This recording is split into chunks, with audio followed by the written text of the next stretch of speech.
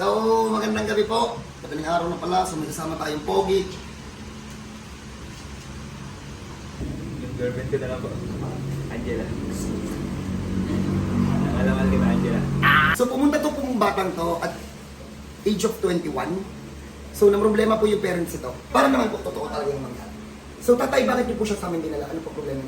Kasi yung pagsusulat niya, nanginginig, hindi na siya makasulat ng maayos. Saka paano siya tayo magsulat? Ang weirdo nito, mami. Pag ganito na siya Pag magsulat, ganyan na magsulat to for 2 years, mas magaling pa magsulat yung grade 1 sa kanya. malala, wala daw nakita sa ospital. Clear yan. Tapos wala daw nakapag-explain. So, ano-ano na tayo napagawa niyo dito tayo? Kapag MRI na siya. Tapos yun, pinag-BB-complex ng doktor. Sa MRI, walang nakita. Wala.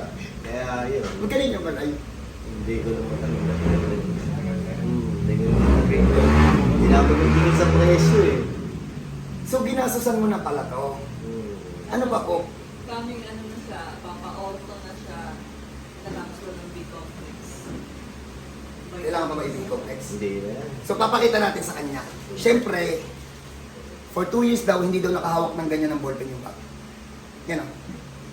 Siguro naman po, nandito yung nanay at tatay niyan. Siguro naman, kita nyo naman eh. So, wait lang ha. Pakita namin sa inyo kung ano yung nangyari sa kanya. Mami, tingnan mo mami. Makulit ito mami. Tingnan mo mami kung paano siya magsulat. Shit like this. Tingnan nyo oh. Pogi, pakita mo Normal po. yung hindi mo dati kayang gawin. Ah. Hindi niya daw po yan nagagawa ng ano. Ayan o. Tingnan niyo kung paano siya magsulat. Ang pangit kapag nakaganyan. Batin pa. Ayan o. Ay, wala. Pataluin na. Ay, ito, bebe. Gaganda dyan, makapal eh. Ang bilis na magsulat. May papasulat pa yan sa amin eh. Nakuha niyo yung, ano dyan, yung sulat-sulat niya kanina. Andito ata yung sulat-sulat niya Yung kanina. sa eh. notebook po yan. Sa notebook. Pakita namin sa inyo yung itsura ng sulat niyan kanina before. Yung hindi pa nagkakahinga. Ito yung sulat niya, no? Ayan po yung sulat niya kanina. Mukhang nagpahinga lang, gumanda bigla, oh. Bebe, try mo naman sa, ballpen.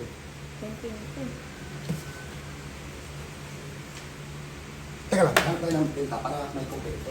Marvin! Para dito. Ha? Upo ka ba? Kasi nakayupo ka ba? Ma'am, hindi niya ito dati nagagawa? Hindi. Hindi. Hindi talaga. Para masabi niyong totoo, meron pang isang penmanship yan. Pogi, pakita mo sa kanila yung nakasanayan mo for 2 years. Bakit tingnan mo, mami? Ang weird niya magsulat. Ayun, tingnan mo.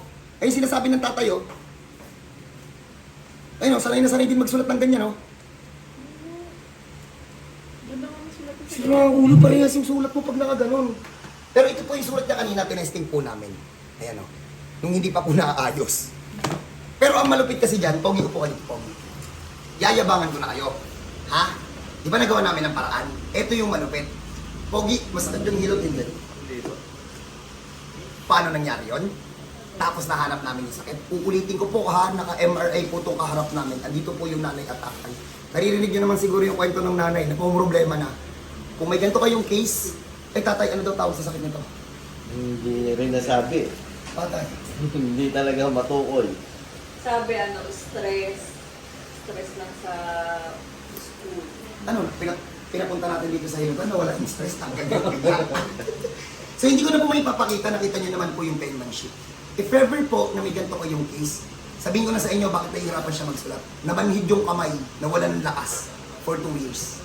Pag may ganito kayong case at hindi nyo na rin po alam kung saan po kayo pupunta, napagastos ka na, marami ka na napuntahan, nag-offer po yung Team Tonyo, kahit hindi na po kayo magdala ng MRI, kaya po namin hanap. So paano? God bless po sa lahat. Maniwala man kayo sa hindi nga masakit yung hilot dito. Hindi lang po namin pinapakita para naman po ma-excite kayo. Ha? Saka para hindi na magaya ng mga good luck po sa lahat. God bless po.